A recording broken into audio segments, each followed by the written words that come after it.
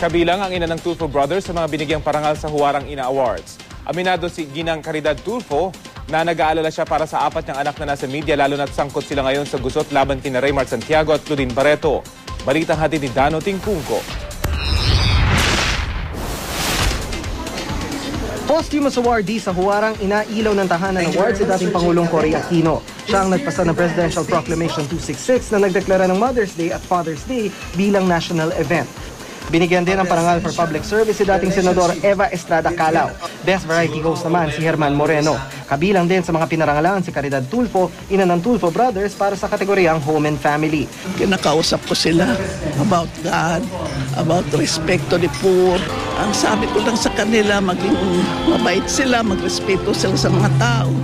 Aminado si Ginang Tulfo na nag-aalala siya sa mga anak, lalo sa apat na lalaking nasa media. Lalo ngayong laman ng balita ang anak na si Mon matapos masangkot sa suntukan sa NAIA 3 laban sa grupo ni Raymar Santiago.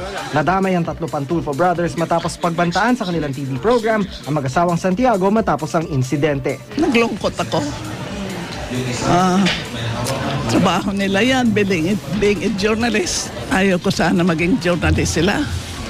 Gusto ko sana maging pari of being a journalist. Risky ang buhay ninyo eh.